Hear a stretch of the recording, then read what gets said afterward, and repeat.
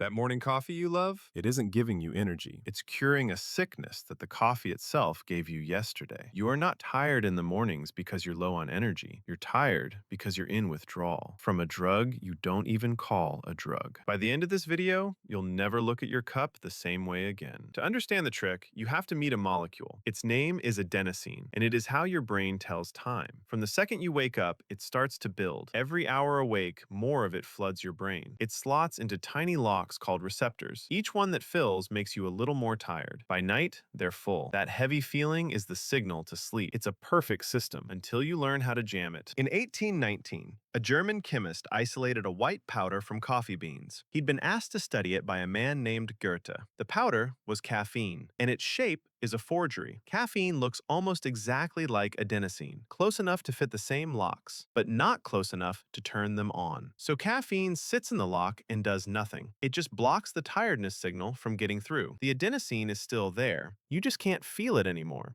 The tiredness didn't leave, you hid it behind a locked door. And behind the door, the pressure keeps building. That's why coffee feels like energy, but it never made any. It only borrowed time from a debt you'd have to repay. And your brain hates being tricked. But here's where it gets worse, because the brain fights back, quietly, every single day. Your brain notices its locks are being blocked, so it does something clever and devastating. It builds more locks. Now there are too many for the caffeine to block, so the tiredness slips through again. Your usual cup stops working, so you drink more, and your brain builds even more locks. This is tolerance, and it is a trap with no floor. Within weeks, you need caffeine just to feel normal. Not good, not sharp, just not tired. The coffee that once lifted you now only returns you to baseline. You built a hole, and coffee is the ladder back to ground level. Miss a day, and the trap reveals itself. The extra locks flood with adenosine you can no longer block. Crushing fatigue, a pounding headache. This has a clinical name. Doctors call it caffeine withdrawal.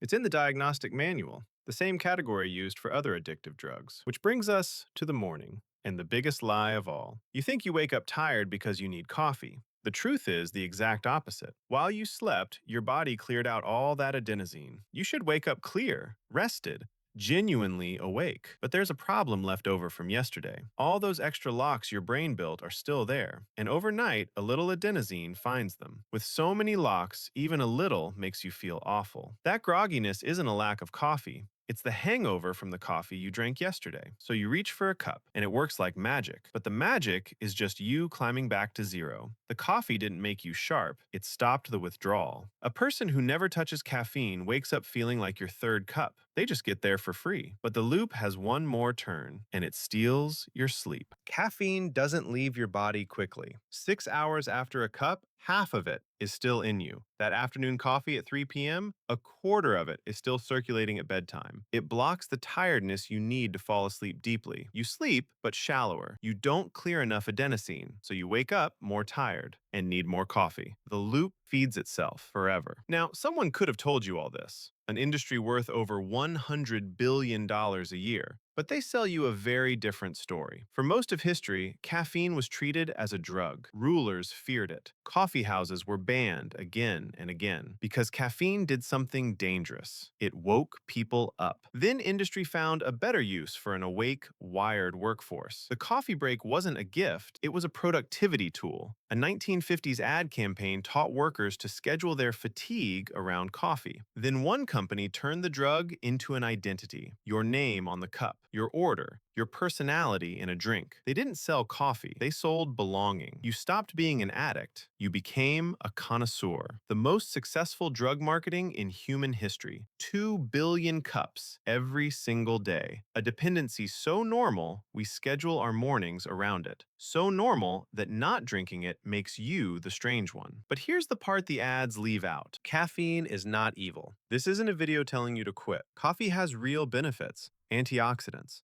focus, a moment of ritual. The morning cup with someone you love is worth keeping. The trade we made was real, but you should know its terms. The energy in that cup was never created. It was borrowed from a version of you that has to pay it back, with interest, every afternoon, every restless night. The fatigue you medicate each morning is mostly the side effect of yesterday's medicine. You were sold the disease and the cure in the same cup. Here's how to check if this is you. Skip your coffee tomorrow morning, just once. If by noon you have a headache and can't think, that was never a preference. That was a dependency. 2 weeks without it, and your brain removes the extra locks. Your mornings reset. Zero becomes free again. Most people never try. The loop is too comfortable, and that comfort is exactly what they're counting on.